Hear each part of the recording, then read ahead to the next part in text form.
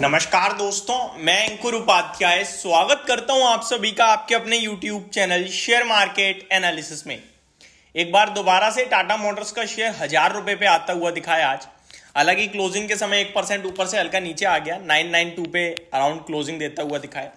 देखिए, शेयर की एक ही कहानी है, लेके बैठे रहो। जो भी इसमें समय टाइमिंग करने की कोशिश करता रहेगा वो प्रॉफिट पूरा बना ही नहीं पाएगा, ये क्लियरली समझ लो। इस शेयर में एक डिप आई आपके लिए हल्की फुल्की अराउंड 940 तक की बाजार की करेक्शन में, जहां आपके साथ डिस्कस भी किया था, शेयर भी किया था। गोल्डन अपॉर्चुनिटी है खरीदारी करने की।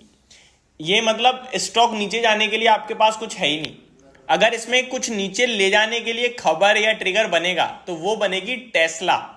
टेस्ला भारत में आ रहा है, ये खबर जब आएगी तो थोड़ा बहुत सेंटिमेंटल इंपैक्ट आएगा। जो आम निवेशक है वो डायरेक्ट कंपेयर करेगा कि भाई अब टेस्ला गाड़ी बेचेगा, ईवी मार्केट शेयर कम ना हो जाए, दिक्कत में आएगा टाटा मोटर्स। बट कंपटीशन हमेशा उसी जगह बढ़ता है जहां पे ग्रोथ होती है, ये हमेशा याद रखना। ऐसी जगह कभी कंपटीशन बढ़ेगा ही नहीं जहां ग्रोथ है ही नहीं। तो टेस्ला जब आएगा तब की तब देखी जाएगी। लेकिन अभी भारत में जो टेस्ला है वो टाटा मोटर्स है। ईवी मार्केट को बहुत ही प्यार से प्ले करते हुए दिख रहा है। इनके आज नंबर्स आए थे, कुछ नंबर्स भी काफी पॉजिटिव आते हुए दिखे थे।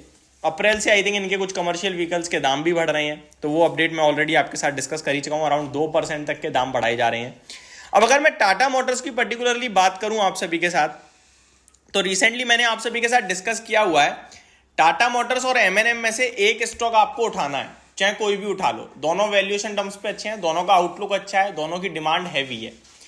बस ये कि एमएनएम में एसयूवी सेगमेंट में वो शुरू से लीडर रहा है, अभी भी लीडर है, और एसयूवी सेगमेंट का ही इस समय मार्केट में बोलबाला है, डिमांड वहीं पे दिख रही है। प्लस एमएनएम अब ईवी भी ला रहा है अपना एसयूवी में, तो वो एक बड़ा ट्रिगर बन सकता है। इसी के चलते मैंने वो भी डिस्कस किया है आपके साथ।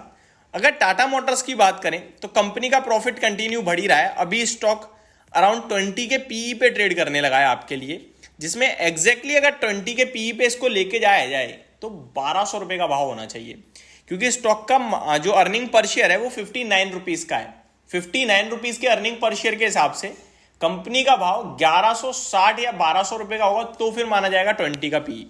जिसमें स्टॉक की अगर आप प्रोफाइल देखोगे तो वहां पे आपको दिखेगा 20 का पीई, 18 का पीई, बट वो एक्चुअली में फैक्ट है नहीं, थोड़ा बहुत अभी भी नीचे ही ट्रेड कर रहा है। और जिस हिसाब से कंपनी ने अपने अभी अपडेट शेयर करे हैं, मेरे को लगता है कि अभी जो मार्च क्वार्टर का प्रॉफिट आएगा वो डेफिनेटली बड़ा आएगा। आप अगर देखो, जो हमारे पास टीटीएम बेसिस पर 58 रुपीज का अर्निंग पर शेयर है वो बीते 4 क्वार्टर का है। बीते 4 क्वार्टर में अगर मैं देखूं तो प्रॉफिट किस हिसाब से आया, आप देखिए।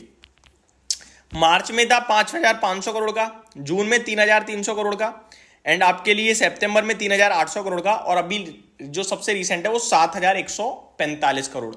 अगर मैं मान लूं कि ये 7000 से थोड़ा वो जंपी कर जाता है, 7500 करोड़ के करीब का मार्च क्वार्टर में प्रॉफिट दे देता है, जिसकी उम्मीद लगाई जा सकती है, तो 7.5 और 7 सीधे सीधे 14.5 ये हो गए। और बीते 2 क्वार्टर यानी जून और सितंबर का इंक्लूड कर दूं मैं, तो ये आपका हो जाएगा अराउंड 7200, तो टोटल आएगा 21500 करोड़ के समथिंग का प्रॉफिट। और करंटली जो कंपनी का प्रॉफिट है वो है 19774 करोड़ का बीते 12 महीने का। तो इसको 21000 करोगे आप, 21,500 करोगे, यानी कि ऑलमोस्ट 10% की ग्रोथ। तो 60 रुपीज पे 10% अगर मैं बढ़ाऊंगा तो 66 हो जाएगा। राउंड फिगर में 65 का अर्निंग पर शेयर आ रहा है।